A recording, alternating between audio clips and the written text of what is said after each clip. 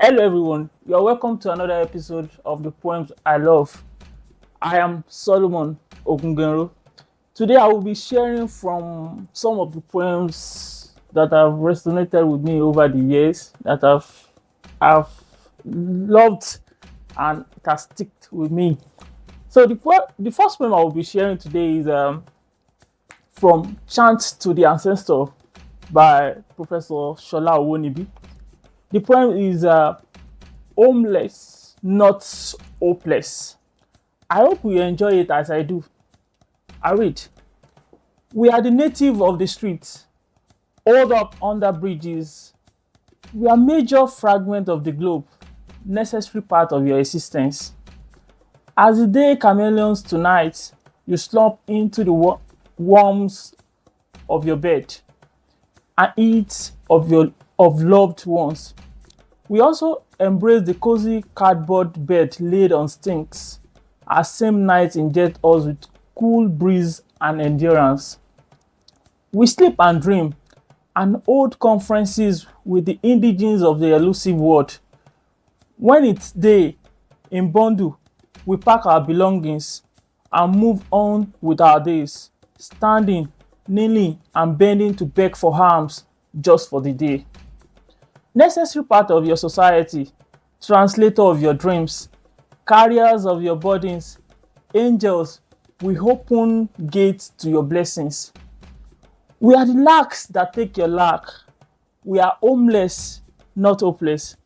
This make us richer at hereafter when death open the gates to the second phase. We are the lack that take your lack.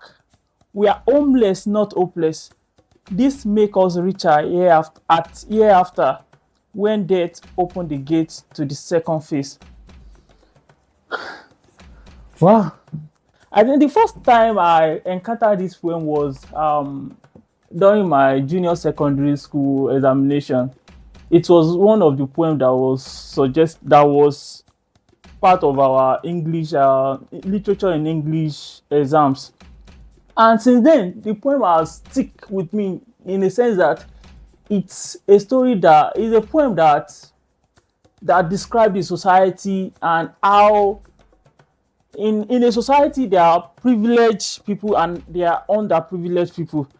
And the personnel of this poem is talking from the point of view of the underprivileged people, the people who lives on the street, the people who eat from the street, who begs for harm, who most time we just neglect. We can't ask. Maybe they are just they live in lack. They live in poverty. They live in, like, you can see they live in rags. They wear rags. They live. So sometimes we try to overlook them. And according to what Professor Sola Owonibi, how he described them, he said they are the lack. He said they are the lack that takes our lack. We are the lack that take your lack.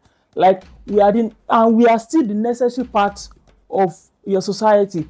This poem has a way of making one emotional. In this life, like the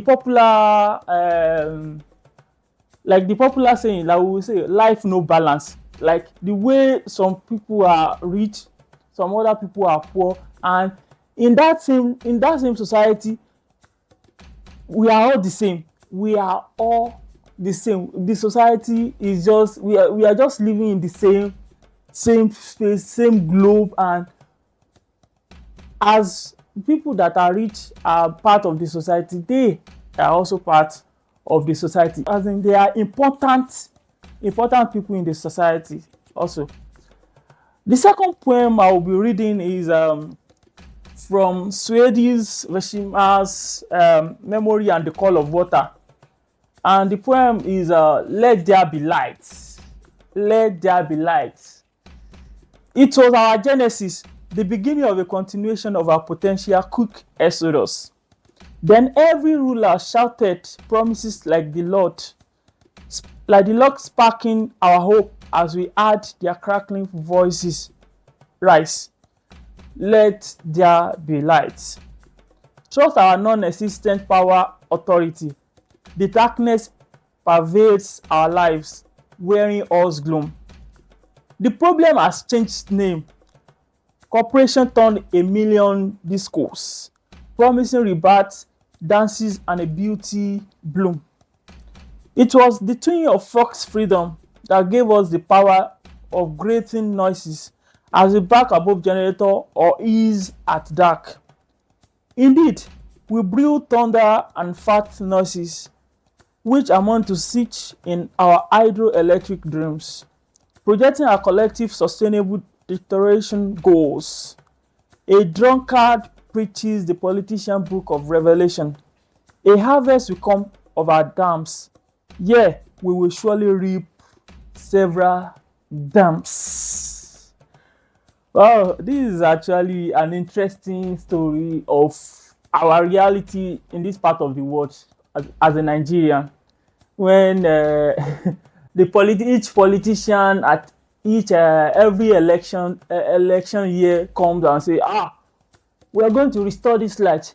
You're going to have 24 hours. It's possible. It can be done. And as the year goes by, it's still the same story of how the epileptic power supply goes. Let there be light, and our our power supply say, it's not possible. It's just a funny description of our realities, a funny description of what we are going through. Like the writer Vershima, there's a part that is actually funny from this book. Instead of, there's a National Electronic Powers Authority. He say our non-existent power authority.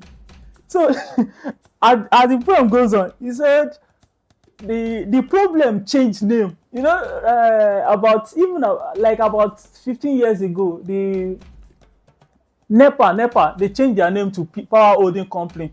Say the problem has changed name into many disco. You see, Ibadan electricity development, distribution, Lagos electricity distribution, Ikeja, Abuja electricity distribution. It's just like problem is just changing name. There is no change. It's just like problem changing names.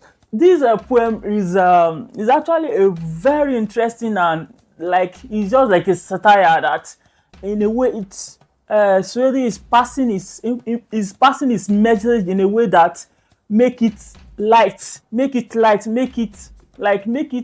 the sense that you will actually know that it's our reality, and it's not something that's supposed to be. But like the sixth stanza says, projecting our collective sustainable deterioration goals.